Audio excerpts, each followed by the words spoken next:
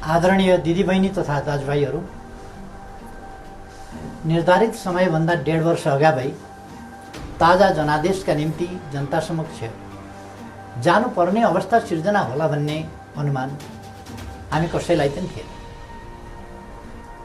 2074 साल मङ्सिरमा सम्पन्न आम निर्वाचनको जनादेश राजनीतिक स्थायित्वको पक्षमा थियो, तर जनादेश र जनभावना विपरीत राष्ट्रिय राजनीतिलाई अन्त्यहीन एवं अर्थहीन विवादमा अल्झाएर गतिरोध सिर्जना गरिएपछि, संसदलाई अर्थहीन तुल्याइएपछि र जननिर्वाचित सरकारलाई असहयोग, विरोध र घेराबन्दीमा पुर्याइएपछि मेरा सामु सार्वभौम जनता समक्ष जानुको विकल्प रहेन। त्यसैले जनता समक्ष प्रस्तुत हुने निष्कर्ष अनुरूप हिजो 2077 साल पुष 5 गते प्रतिनिधि सभाको विघटन गरेर आगामी 78 साल वैशाखमा नयाँ निर्वाचन गर्ने निर्णय गरिएको बेहोरा म निवेदन गर्न चाहन्छु। सतहमा हेर्दा हिजो विकसित घटनाक्रम अप्रत्याशित र आकस्मिक जस्तो देखिए तापनि यो परिस्थिति लामो समयदेखि राष्ट्रिय राजनीति र मूलतः सत्तारूढ नेपाल कम्युनिस्ट पार्टीका केही नेताहरूका असङ्गत, विकृत र जनअपेक्षा विपरीतका गतिविधिहरूद्वारा सिर्जना भएको हो। 2074 साल असोज 17 गते तत्कालीन नेकपा एमाले र नेकपा माओवादी केन्द्रबीच वाम गठबन्धन बनाएर निर्वाचन लड्ने र निर्वाचन लगत्तै पार्टी एकता गर्ने उद्घोष गरियो। यो निर्णय आम निर्वाचन मार्फत आम जनताद्वारा स्पष्ट रूपमा अनुमोदन भएको थियो, तर निर्वाचन पश्चात राष्ट्रिय राजनीतिलाई जनअपेक्षा अनुरूप अगाडि बढ्न नदिने विभिन्न विसङ्गत गतिविधि सुरु भयो। सुरुमा सरकार गठनमा विलम्ब गराउने र जनादेश विपरीत अन्त्यहीन बार्गेनिङ र दबावमा राष्ट्रिय राजनीतिलाई अल्झाउने त्यति बेलाका गतिविधिहरू तपाईहरूको सम्झनामा ताजै छन् भन्ने ठान्दछु। बाधाहरू पन्छाउँदै सरकार गठन भयो र सरकारले जनअपेक्षा अनुरूप काम गर्न पनि सुरु गर्यो। त्यसपछि केही नेताहरूद्वारा निरन्तर रूपमा अस्थिरताका सन्देश र प्रयास जारी रहे। सरकार गठनको 1 वर्ष नपुग्दै कुनै नेताले मुलुक बाहिर गएर अस्थिरताको सन्देश छर्नुभयो भने कुनै नेताले प्रधानमन्त्री मुलुकमा नभएको मौका पारेर देश डुब्न लाग्यो भन्दै बचाउनका लागि माझी गुहार्न थाल्नुभयो। सरकार संविधानको कार्यान्वयनका लागि नयाँ कानुन निर्माण, संघीयताको कार्यान्वयन र मुलुकको सामाजिक आर्थिक रूपान्तरणमा केन्द्रित थियो, तर कतिपय साथीहरूका आँखा निरन्तर पद, प्रतिष्ठा र पद सोपानमा मात्रै केन्द्रित थिए। आफ्नो काँधमा आएको ऐतिहासिक अभिभारा पूरा गर्ने गरी नीति निर्माण, राज्य सञ्चालन र जनपरिचालनमा केन्द्रित हुनुपर्ने नेकपालाई केही नेताहरूले आफ्ना असन्तुष्टि, कुण्ठा र आत्मकेन्द्रित सोचहरूको बन्धक बनाउने र निष्प्रभावी तुल्याउने प्रयास गर्नुभयो। दिदीबहिनी तथा दाजुभाइहरू, समस्या समाधानका लागि दुई अध्यक्षहरूका बीचमा कार्यविभाजन गरेर एकजना सरकार र अर्कोले पार्टी सञ्चालनमा केन्द्रित हुने निर्णय भएपछि समस्या समाधान हुने अपेक्षा गरिएको थियो। मैले सोही अनुरूप आफूलाई पूर्ण रूपमा सरकारमा केन्द्रित गरेँ। यसबीचमा पार्टी काम कति अगाडि बढ्यो, एकीकरणका बाँकी काम कति पुरा भए, महाधिवेशनको तयारी कति अगाडि बढ्यो र जनतालाई समस्या परेको बेला विशाल पार्टी पङ्क्तिलाई कति परिचालन गरियो। यसमा मैले केही भनिरहनु पर्ला जस्तो लाग्दैन, तथ्यहरू आफै बोल्छ। तर सरकारलाई भने राम्रोसँग चल्न दिइएन। पार्टी घोषणापत्रको मर्म र समृद्ध नेपाल सुखी नेपालीको अभियानलाई हाँक्न सक्ने गरी योग्यता क्षमताका आधारमा मन्त्री परिषद पुनर्गठन गर्न खोज्यो भने आफ्नो र पराईका कित्ता काट गरेर टुम्बोमा पुग्न दिइएको। महत्त्वपूर्ण संवैधानिक अङ्गहरूमा रिक्तता सिर्जना हुन थाल्यो, पूर्ति गर्न पाइएन। पछाडि परेका सामाजिक समुदायको हितका लागि विभिन्न संवैधानिक आयोगहरूको व्यवस्था छ, तर 2.5 वर्षसम्म पनि त्यहाँ नियुक्ति हुन पाए। सरकारले दूरगामी महत्त्वका काम गरेको छ। प्रतिकूलताका बीचमा पनि मुलुकले महत्त्वपूर्ण उपलब्धि हासिल गरेको छ। युगान्तकारी काम सुरु भएका छन्, तर विपक्षी दलहरूलाई पनि उछिनेर केही नेताहरू सरकारको अनन्त विरोध र नकारात्मक मनोविज्ञान सिर्जना गर्न उद्यत भइरहनु भयो। सरकारले प्रस्तुत गरेका कतिपय प्रस्तावमाथि सार्वभौम संसदलाई छलफल पनि गर्न नदिइकन जबरजस्ती रोकेर राख्यो। विगत केही महिना यता सरकार कस्तो कठिनाइ बीच काम गर्न बाध्य भयो र कस्तो घेराबन्दीको शिकार भयो भन्ने बारेमा यहाँहरू अनभिज्ञ हुनुहुन्न भन्ने म ठान्दछु। मैले राज्य प्रणालीमा पनि र पार्टी संरचनामा पनि नेतृत्व हस्तान्तरणको एउटा वैधानिक प्रणाली बसाल्ने प्रयास गरेँ। प्रधानमन्त्री चयन ताजा जनादेशका आधारमा बन्ने संसदले गरोस् र पार्टी नेतृत्वको चयन महाधिवेशनबाट होस् भन्ने विधि स्थापित गर्न खोजे। सङ्घीय लोकतान्त्रिक गणतन्त्रका निम्ति अगुवाई गरेको पहिलो पुस्ताले संरक्षक र उत्प्रेरकको सम्मानजनक भूमिकामा रहोस् र मुलुकको नेतृत्व सामाजिक आर्थिक रूपान्तरण र समृद्धिको मिसन पुरा गर्न सक्षम र सक्रिय नयाँ पुस्तामा हस्तान्तरण होस् भन्ने मार्गचित्र प्रस्तुत गरे। यसै मान्यताका आधारमा 5 वर्षको सरकारको नेतृत्वपछि सुयोग्य नेतृत्वलाई जिम्मेवारी हस्तान्तरण गर्ने र महाधिवेशनद्वारा पार्टीको कार्यकारी जिम्मेवारीबाट अवकाश लिने घोषणा समेत गरे। मुलुकको जटिल अवस्थामा नियमित महाधिवेशन हुन नसक्ने हो भने पनि विशेष महाधिवेशन गरेर अध्यक्ष पद हस्तान्तरण गर्न इच्छा गरे र योजना पनि प्रस्तुत गरे। तर महाधिवेशनका लागि साथीहरूले 4 महिना पनि पुग्न सक्नु भएन। उल्टै मेरो राजनीतिक चरित्र हत्या गर्ने गरी अत्यन्त लाञ्छित र अपमानित गर्दै आरोप पत्र पेश गर्नु, त्यसलाई पार्टीको लोगो र कार्यालयको दुरुपयोग गर्दै राष्ट्रव्यापी रूपमा वितरण गर्नुभयो र वस्तुतः पार्टी विभाजनको अप्रत्यक्ष घोषणा गर्नुभयो। अर्कातिर भित्रभित्रै प्रधानमन्त्री विरुद्ध अविश्वास प्रस्तावको तयारीलाई अगाडि बढाउनु भयो। पार्टी अध्यक्ष एवं संसदीय दलका नेतालाई थाहै नदिई संसद अधिवेशन बोलाउन हस्ताक्षर सङ्कलन गरेर साथीहरूले संविधान विपरीत पार्टी प्रणाली र पद्धतिमाथि यसअघि नै गम्भीर आघात पुर्याउनु।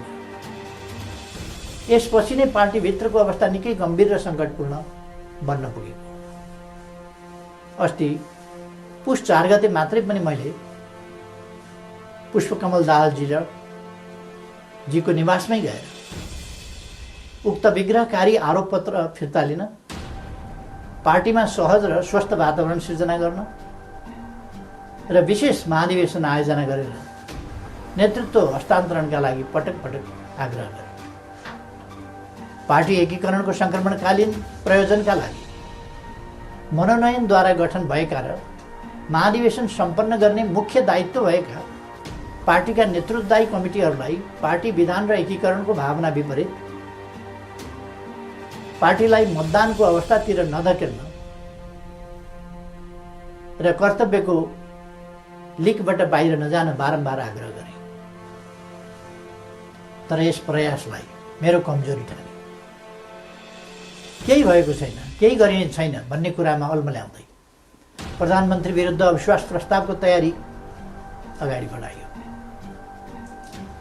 दिदीबहिनी तथा दाजुभाइहरू, सरकार विरुद्ध यसरी घेराबन्दी र दाउपेच गर्नुपर्ने जायज कारण के थियो? सरकारले यस बीचमा राष्ट्रियतालाई सुदृढ गर्ने सन्दर्भमा ऐतिहासिक कामहरू गरेको छ। नेपालको वास्तविक भूभाग समेटेको नयाँ नक्सा प्रकाशन गरिएको छ। तदनुरूप सर्वसम्मतिका आधारमा संविधान संशोधन गरिएको छ। समस्या समाधानका लागि मित्र राष्ट्र भारतसँग वार्ताको तयारी भइरहेको छ। चीनसँग पारमाणु यातायात प्रोटोकलमा हस्ताक्षर भएको छ। नेपालको अन्तर्राष्ट्रिय छवि भूमिका र आकर्षण बढेको छ। यसलाई सुदृढ गर्न सबैले सहयोग गर्नुपर्ने बेलामा सरकारलाई असहयोग र असफल पार्न भइरहेका यी गतिविधिका पछाडि गम्भीर षड्यन्त्र लुकेको स्पष्ट छैन र? यी घटनाक्रम हेर्दा म आजभन्दा 4 वर्ष अगाडिका परिदृश्यहरूलाई सम्झिरहेको छु। नाकाबन्दीको साहसका साथ सामना गर्दै त्यसलाई अन्त्य गरे बापत नेपालको पार्वन सुविधा विस्तार गरेर फेरि कहिल्यै नाकाबन्दी नहुने कुराको सुनिश्चित गरे बापत त्यति बेलाको सरकारलाई यसै गरी षड्यन्त्रपूर्ण ढङ्गले अपदस्थ गरिएको थियो। परिस्थिति र समय सन्दर्भ फरक भए पनि पात्रहरू उनै हुनुहुन्थ्यो। के यसले हाम्रा कतिपय नेताहरू नेपाललाई अनन्त अस्थिरतामा फसाउने योजनामा सहभागी भएको स्पष्ट रूपमै देखिनुहुन्न र? थुप्रै प्रतिकूलताका बावजुद नेपालले गएको 3 वर्षमा उल्लेख्य उपलब्धि हासिल गरेको कुरामाथि पनि उल्लेख भइसकेको छ। प्राय सबैजसो विकास सूचकाङ्कहरूमा नेपालले प्रगति गरेको छ। कतिपय क्षेत्रमा फड्को नै मारेको छ। शान्ति सुरक्षाको स्थितिलाई सुदृढ तुल्याइएको छ। पृथकतावादी गतिविधिलाई समाधान गरिएको छ। मुलुकले विकास, सुशासन, समृद्धि र स्थायित्वतिर सकारात्मक कदम चालिरहेको यस स्थितिबाट पार्टी खुसी हुनुपर्ने होइन र? सबै मिलेर यसलाई थप गति दिनुपर्ने होइन र? तर कतिपय नेताहरूबाट यसको उल्टो काम भइरहेको छ। सरकारलाई 5 वर्ष काम गर्न दिने र उसका कामको परीक्षण जनताबाट निर्वाचनका क्रममा हुने लोकतान्त्रिक बाटो छोडेर सधैँभरि सत्ता, सधैँभरि सरकार, सधैँभरि पदीय भागभण्डाको चक्रव्यूहमा राजनीतिलाई बन्दी बनाउने काम भयो। लोकतन्त्रमा सत्ता पक्षले जनताको आदेशअनुसार काम गर्छ, प्रतिपक्षले नियन्त्रण र सन्तुलनको भूमिका खेल्छ। तर हामी कहाँ सत्ता पक्षका कतिपय साथीहरू नै प्रतिपक्षभन्दा बढी आक्रामक, असहयोगी र षड्यन्त्रपूर्ण गतिविधिमा संलग्न हुने विडम्बनापूर्ण अवस्था सिर्जना गर्छ।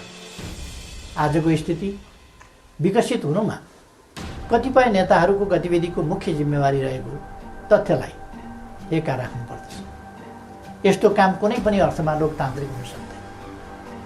दिदीबहिनी तथा दाजुभाइहरू, पार्टीलाई एकताबद्ध रूपमा अगाडि बढाउने, नेतृत्व हस्तान्तरणको विधि र प्रणाली बसाउने र पार्टी, सरकार र संसदलाई जनताको हितमा केन्द्रित गर्ने मेरा प्रयासहरूमा यसरी निरन्तर बाधा सिर्जना गरे।